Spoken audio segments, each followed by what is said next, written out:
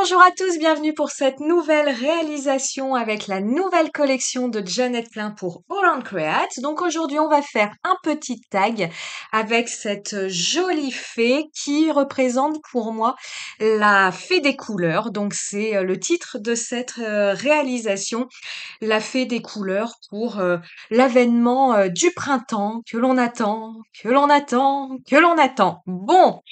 Sur cette réalisation, je vais utiliser pas mal de techniques, tout simplement parce que j'ai avancé au fur et à mesure. Mes idées sont venues au fur et à mesure de ma réalisation et au fur et à mesure du rendu que j'obtenais. Donc, sur le fond de mon tag, je vais en premier lieu utiliser la technique du résiste. Donc, pour cette technique, je vous rappelle, je viens embosser à chaud un motif. Ici, c'est la petite baguette magique qui est dans le set de notre poupette et je vais venir l'embosser avec une poudre à embosser dorée. J'utilise pour ma part la poudre à embosser Izink, qui est une poudre assez fine. J'en suis très très contente de celle-ci, hein. Dans ma vidéo sur les bases en art journal scrapbooking où je vous parlais de l'embossage à chaud, hein, je vous disais les poudres, elles se valent toutes, à condition, hein, les tailles, la finesse des poudres varie d'une marque à l'autre et puis à l'intérieur d'une même marque. Donc prenez garde, hein. Ici, on est sur de l'ultra fin, donc c'est parfait pour de petits motifs comme ici. Mais vous avez des poudres beaucoup plus grossières qui vont vous permettre d'embosser à chaud de plus grandes surfaces. Ici, pour de plus grandes surfaces, on n'a pas besoin de poudre extra fine, hein. Des choses plus fines, voire un peu plus épais, fonctionnent très très bien. Je vais ensuite, donc qui dit technique du résiste dit après avoir embossé à chaud mon motif, application d'une matière aquarellable et ici je viens appliquer, vous le voyez, c'est le set de couleurs l'allée des merveilles de Atelier Couleur Grenadine et je viens comme ça faire des lignes avec toutes ces couleurs en essayant de faire fuser les lignes les unes par rapport aux autres. Je me situe ici sur du papier à grains satinés. Je trouve que pour moi, c'est pas le meilleur papier pour avoir de jolies fusions de couleurs. La couleur a tendance à rester là où je la dépose et à peu se mélanger avec sa couleur voisine. Vous voyez, peut-être pas à l'écran le détail, mais lorsque je viens appliquer comme ici mon trait de couleur, je viens faire exprès de légèrement toucher ma couleur du dessus et les fusions restent compliquées à obtenir. Contrairement à du papier à grains fins, j'aurais aimé quelque chose d'un peu plus flouté. Alors pour avoir un résultat un peu plus flouté, j'aurais pu, une fois mes lignes réalisées, ajouter un petit peu d'eau pulvérisée, mais là j'avais peur vraiment de tout mélanger, de faire quelque chose de très très brouillon. Et comme au niveau de mes couleurs, j'avais des couleurs opposées au niveau du cercle chromatique, hein, j'ai du vert et du rose. Si on mélange ces deux couleurs, eh bien ça nous donne du marron. Je voulais pas, voilà, apporter trop d'eau pour risquer des mélanges trop hasardeux au niveau de mes couleurs et de me retrouver avec du marron, ce que je ne voulais absolument pas. Mais si j'étais restée dans des couleurs soit d'un même camailleux, c'est-à-dire si je n'avais utilisé par exemple ici que les verts de la palette ou que les roses. Si j'étais restée sur des couleurs qui se suivent au niveau du cercle chromatique, par exemple le rose et le jaune, j'aurais tenté d'appliquer une petite pulvérisation d'eau par la suite, puisque rose et jaune, si les couleurs se mélangeaient, ça me donnait du orange, ce qui n'était pas du tout embêtant, en tout cas dans l'esprit de cette réalisation que je veux printanière. Vous l'avez vu, j'ai laissé quelque peu sécher mon fond avec mon aquarelle et je suis venue par la suite rajouter des petites projections, toujours avec mes couleurs, mes mêmes couleurs d'aquarelle que j'ai utilisées sur le fond. Et je vais laisser mon fond sécher tranquillement pendant la colorisation de ma poupette. Alors, la colorisation de ma poupette, elle va nous occuper un petit moment. Ces petites poupettes, hein, je sais pas ce que vous en pensez. Alors, Comme toujours, ça je vous le dis souvent dans des vidéos, hein, on peut prendre 5 minutes pour coloriser, ce motif, comme on peut prendre, longtemps. Je pense que là, dans mon souvenir, il m'a bien fallu 3/4 d'heure, 1 heure pour coloriser cette poupette et je vous disais, bah, ces poupettes, elles sont toutes petites, mais pour autant, me concernant, ça m'occupe, beaucoup, beaucoup, beaucoup. Cette poupette, je l'ai tamponnée sur du papier aquarelle Florence, papier lisse, vous en avez l'habitude, maintenant. J'ai tout un stock de ce papier, c'est pour ça que je l'utilise beaucoup en ce moment et j'en suis très, très contente pour mes colorisations au crayon de couleur. Je trouve que ce papier est très adapté, que ce soit pour des crayons de couleur à la cire, à l'huile et des crayons de couleur, aquarellables.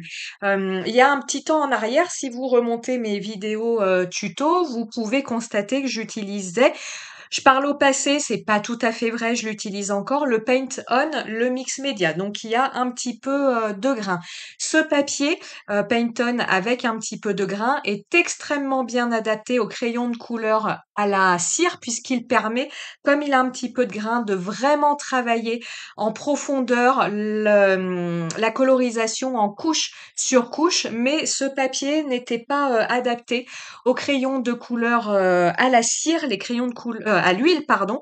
Les crayons de couleur à l'huile sont des crayons, beaucoup plus, solides, pas secs dans le mauvais sens du terme, puisque quand on se place sur des crayons, haut de gamme comme les polychromos, par exemple, on ne peut pas objectivement dire que ce sont des crayons, secs, mais secs dans le sens, plus solide, plus, rigide et du coup, quand j'utilisais mon papier Pantone Mix Media, le crayon faisait, rayait en fait, mon papier, surtout que moi j'aime utiliser des crayons de couleur très, très bien, taillés. Donc j'avais comme ça des rayures et les dégradés avaient énormément de mal, à se faire.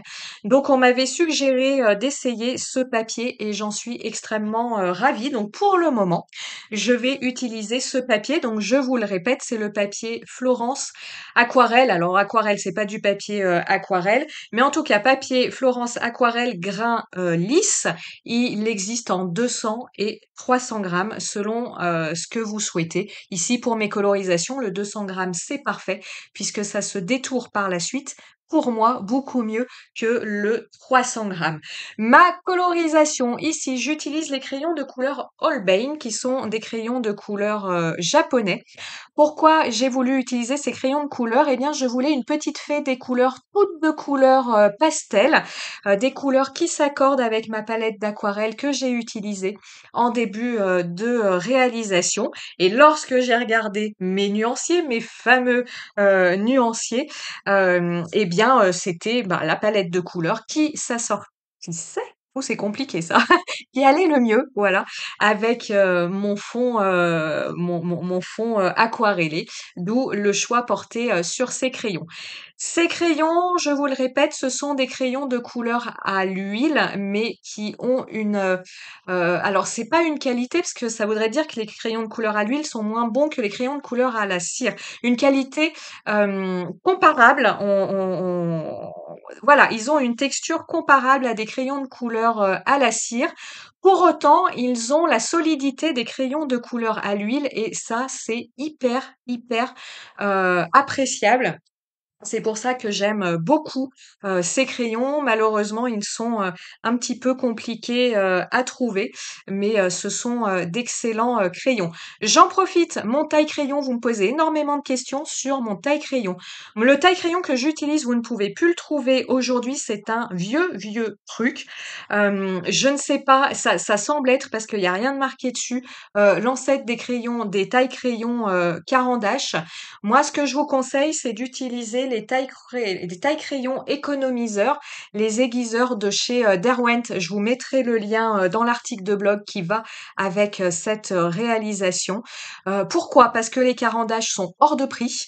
Autant chacun fait ce qu'il veut, mais autant mettre ses sous, voilà, à s'acheter de bons crayons de couleur. Le Derwent, le gros format qui vous permet d'insérer au niveau diamètre tout type de crayon. Vous avez chez Derwent en taille crayon comme ça à manivelle un petit format Pardon, et un grand format.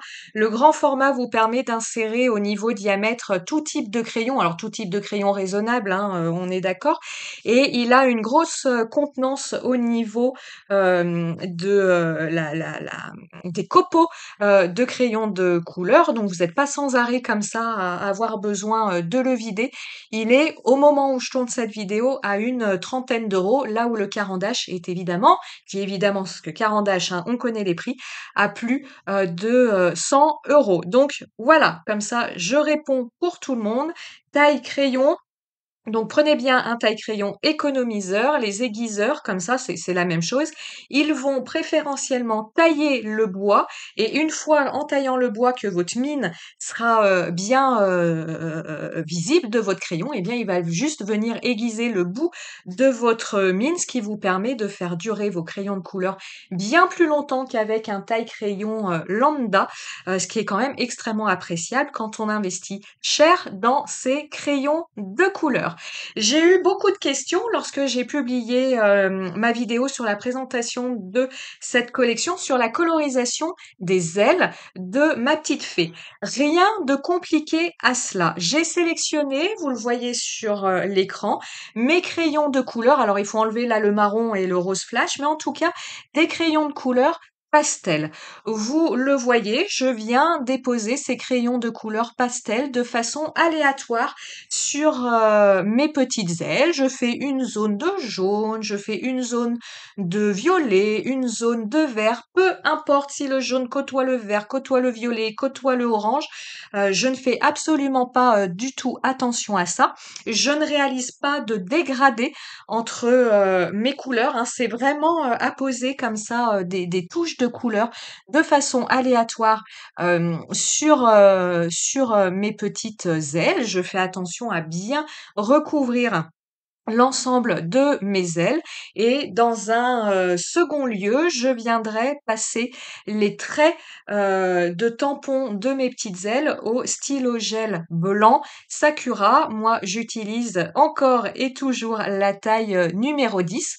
Le fait de repasser les traits de tampon de vos ailes avec un stylo gel blanc, bah, pour moi, ça permet comme ça d'imiter le côté un petit peu léger, transparent des ailes de notre poupette. Et puis, ça permet, comme je vous dis, là, je dépose des taches de couleur, mais sans aucune logique, sans réaliser de dégradé. Eh bien, en fait, quand c'est là, c'est très très moche. Là, je trouve ça très très moche. Mais ça permet, comme ça, de passer les traits blancs, et bien, de casser cette colorisation par touches et finalement de lier toutes ces touches de couleurs entre elles. Je viens bien évidemment passer quelques touches de stylo gel doré, hein, le Pentel, il ne me quitte pas, il ne me quitte plus. Et bah voilà, on va arriver à la fin de la colorisation de cette poupette. Alors, je me suis trompée.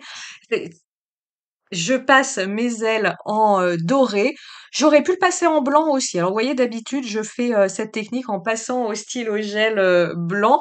Là, ici, j'ai utilisé le doré. Je sais pourquoi. C'était pour associer à mon embossage à chaud. Voilà que vous avez là sur mon fond de carte.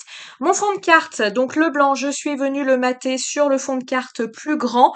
Le fond de carte plus grand, c'est un fond gel presse et peinture acrylique que j'ai réalisé il y a des mois et des mois de cela. C'était mes tout premiers fonds gel presse et acrylique que je faisais. Et j'avais en souvenir un fond gel presse comme ça, vert pétant. Ce vert pétant, vert jaune pétant, c'est une couleur d'acrylique Amsterdam. Comme vous le savez ou pas, j'ai en ma possession une boîte, je la regarde en ce moment-là, en ce moment même, de plein de petits tubes de couleur d'acrylique Amsterdam qui font 20 millilitres, donc c'est de tout petits tubes. Vous avez des lots de plein de formats différents, 12, 24. Moi, j'ai un lot de 48 et comme j'arrivais au bout, je me suis pris, tellement j'en suis contente, le lot de 90 et ça me permet comme ça, eh bien déjà le blanc, je l'utilise beaucoup, donc je me suis en complément acheté le gros tube, cette fois-ci de peinture acrylique, en blanc. Et puis au milieu de tous ces petits tubes, comme je vous le dis souvent, s'il y a des couleurs qui me tapent à l'œil, eh bien je viendrai racheter à l'unité soit le format gros tube, soit j'ai pu voir au Géant, des Beaux-Arts par exemple, qu'ils, vendaient le format, petit tube 20 millilitres à, l'unité. En sachant quand même, j'ai regardé que si vous achetez, une boîte, un lot, que ce soit en 48, 90, 36 sur, il ne faut pas le dire le nom, Amazon, ça vous revient beaucoup moins cher que d'acheter, ces mêmes tubes à l'unité, au Géant des Beaux-Arts et là, je vous parle hors, période de promotion. Ma petite fée des couleurs, je suis venue lui faire un petit nuancier avec le tampon carte sur votre, planche de tampons. Vous avez une petite carte qu'elle peut normalement tenir entre les mains. Moi, cette petite carte, j'ai eu envie d'en faire un nuancier et le petit tag que j'utilise, c'est un die fait du scrap, un tag fait du scrap. C'est un die tag avec une petite couture et des petites déchirures sur le côté. Donc ça s'assortit très bien avec le die tag All on Create. Et en fait, pour avoir pareil cette, bordure au niveau de mon tag, je suis venue eh bien, détourer mon petit tag et dans mon fond gel presse et sur mon papier, blanc et en fait, là où je l'avais détouré sur mon papier blanc, je suis venue le découper au niveau de la couture. Comme ça, j'ai pu le recoller sur le die que j'avais découpé sur mon fond gel presse et c'est ce qui me permet d'avoir une petite bande assortie, à, mon tag, mon grand tag All on Create. Ma petite poupette, je lui ai fait tenir un petit pot, de, pinceaux, crayons, et cetera, vu que c'est notre fée des couleurs qui vient au printemps mettre de la couleur à la nature. Un petit titre, Magic Coordinator, que lui aussi je suis venue, coller sur, ce qui me restait de mon fond, gel presse vert. Comme ça, tout est assorti, au niveau, de toutes mes étiquettes, tous mes tags et ma petite étiquette titre. Et vous le savez, quand le stylo, gel blanc est sorti, ça signifie qu'on arrive tranquillement à la fin de ma réalisation. Voilà cette réalisation. Alors ce que vous voyez peut-être pas à l'écran, si voilà, c'est que elle brille de mille feux. Mon fond, acrylique, j'y avais mis des paillettes roses. J'ai rajouté des paillettes roses, par la suite. Il y a du stylo gel doré, il y a du glossy. J'y avais mis un petit peu d'aqua shimmer de Nuvo, sur, mes petites cartes nuanciers. Bref, ça brille de partout. Une façon pour moi d'essayer de faire venir les couleurs du printemps. J'espère que cette réalisation vous aura plu et comme toujours, je vous dis à très bientôt pour de nouvelles aventures. Ciao, ciao!